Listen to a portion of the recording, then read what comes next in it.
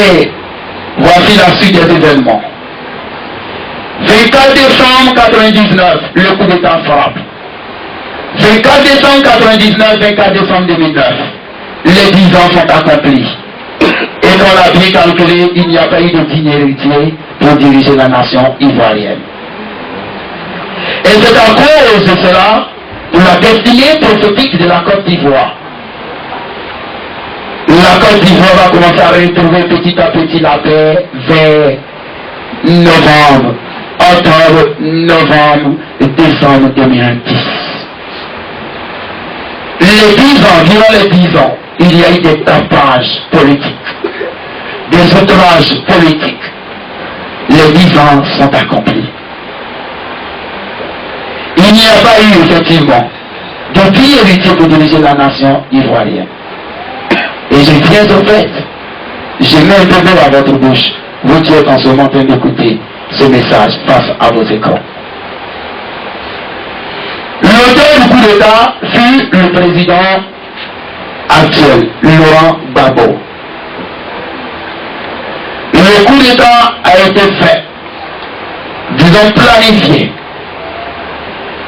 était déjà fait depuis juin 1999. Et le coup d'État a été financé par le Royaume d'Espagne, le gouvernement italien, le Vatican, la France, et les réunions se tenaient au Gabon. C'est l'Éternel qui me les a révélées, c'est-à-dire ces informations. Cela ne vient pas d'un être humain, et c'est des sources sûres. Les réunions se tenaient au Gabon. Et les armes devaient passer par le Burkina Faso. Et le président Blaise Compaoré était chargé de recruter les combattants. La rébellion qui se passait était totalement une mise en scène. Et Ouma Bongo était l'intermédiaire au Gabon. Les armes devaient passer par le Burkina. Et les réunions se tenaient au Gabon. Décembre 1999, le coup d'État frappé. Et le président Pétier est enlevé du pouvoir.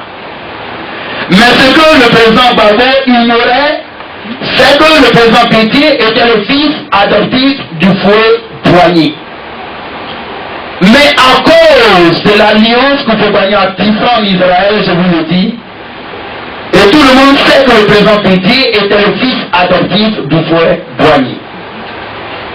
L'Éternel est obligé de rétablir le président Pétier pour 5 ans à la tête de la Côte d'Ivoire.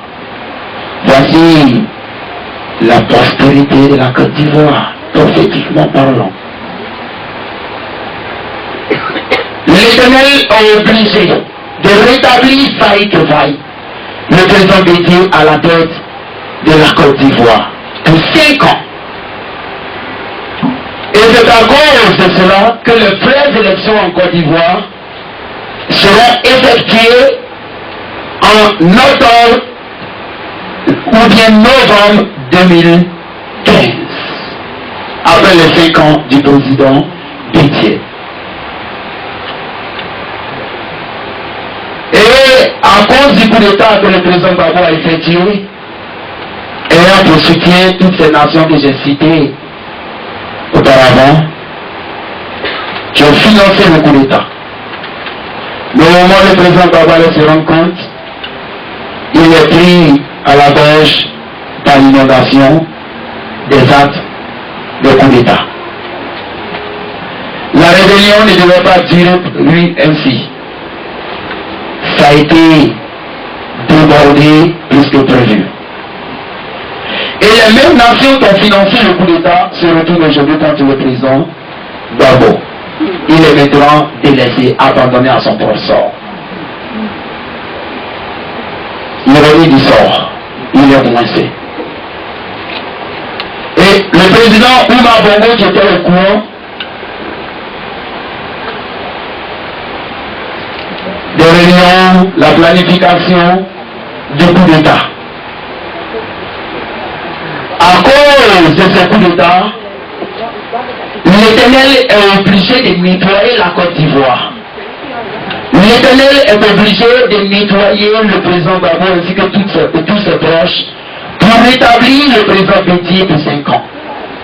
Et je dis ainsi au président Bétier, l'Éternel Michel était dit, il n'était pas appelé à faire des campagnes électorales.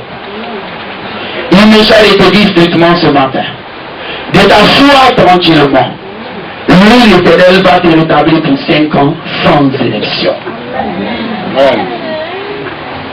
Et l'Éternel passera par tous les moyens pour annuler les élections ivoiriennes. D'après les autorités, ironiquement parlant, nous allons effectuer des élections en ce moment. L'Éternel m'a fait de Chalévouti ce matin qu'il va passer par tous les moyens pour empêcher ces élections ivoiriennes.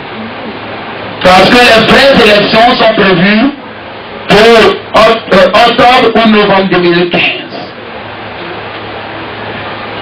Et concernant le dernier vent qui va souffler sur la Côte d'Ivoire, l'Éternel va nettoyer terriblement cette nation, la Côte d'Ivoire.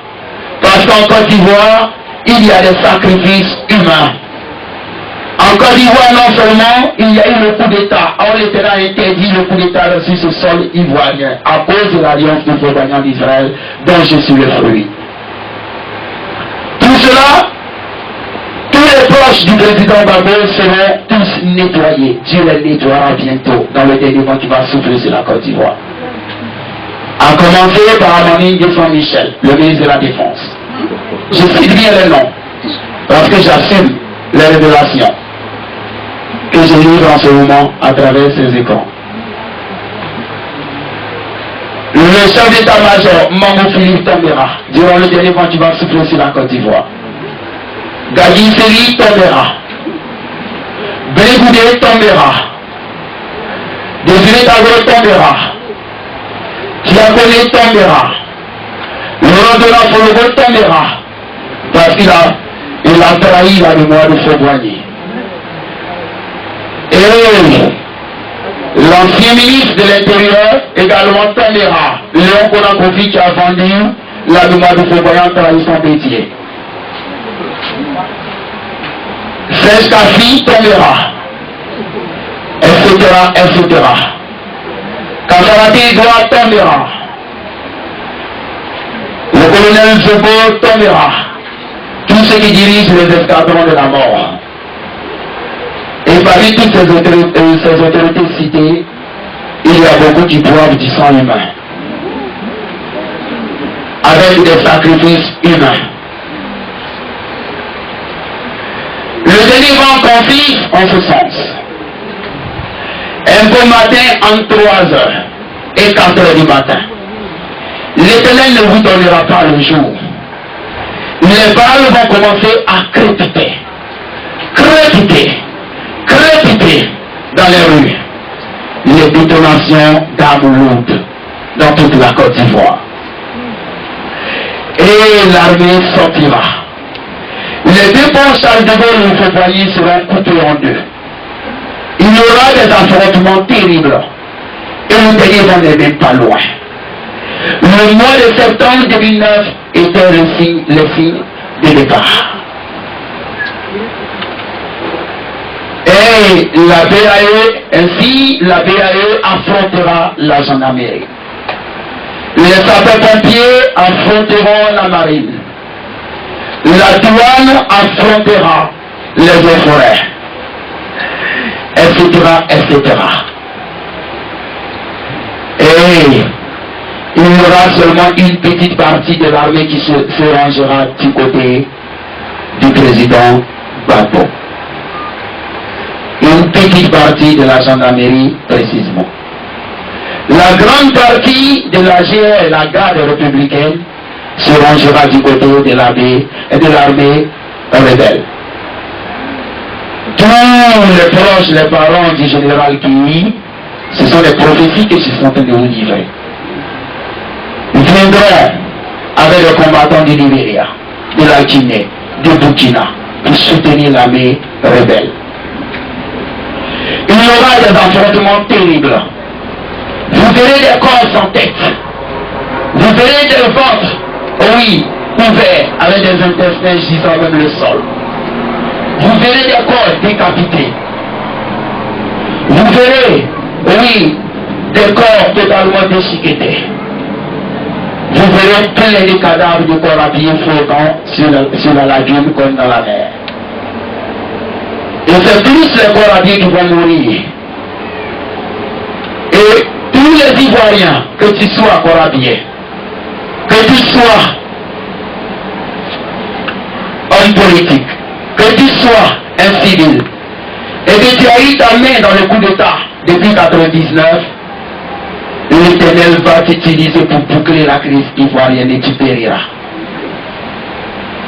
Et tous ceux qui ont été auteurs de la crise ivoirienne, qui vont vouloir fuir à l'approche du dernier vont aller à l'étranger, c'est de la peine perdue. Parce que même tu vas beau fuir pour aller à l'étranger, quand le dernier va souffrir, Dieu va te frapper à l'étranger à distance.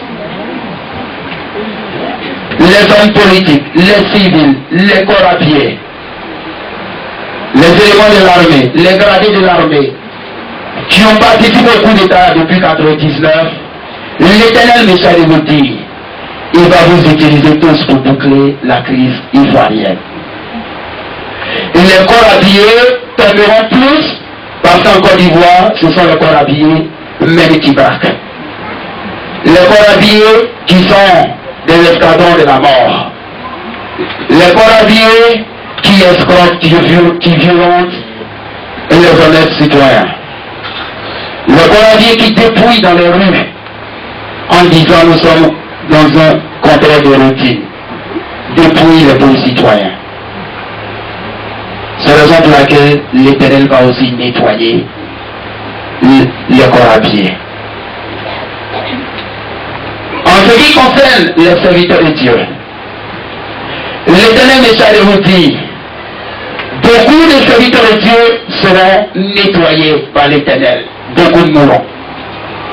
Plein de serviteurs de Dieu périront dans cette crise ivoirienne qui arrive. Dans ce dernier vent pour la Côte d'Ivoire, c'est ainsi que ce film est intitulé Côte d'Ivoire. Côte d'Ivoire, accepte ton destin, car tu n'y peux rien. Côte d'Ivoire, accepte ton destin, car tu n'y peux rien. Ivoirien, ouvre tes yeux, tes oreilles, pour être témoin de demain. Et globalement, qui signifie Gethsemane 3. La suite de Gethsemane que Kakou, c'est vraiment prédécesseur, avait prédit. Vous entendez des bruits de portes. Vous entendrez des bruits d'armes. Vous entendrez des chiens aboyer dans les rues. Et c'est ainsi que vous entendrez des pleurs de femmes et des bébés gémiront à travers les fenêtres, les volets de vos maisons. Vous verrez des chiens, les chiens le sang des cadavres dans les rues.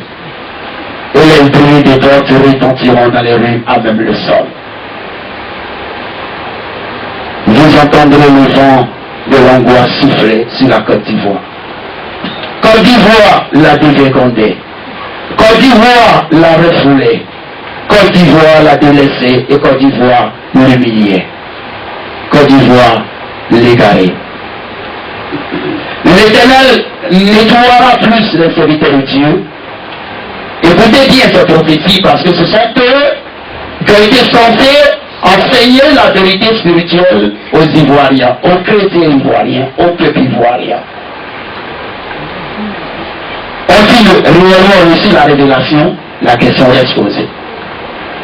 Quand la crise ivoirienne a commencé, j'ai été le seul à proclamer au peuple ivoirien que ce n'est pas Dieu l'Éternel qui a établi le président Gbagbo.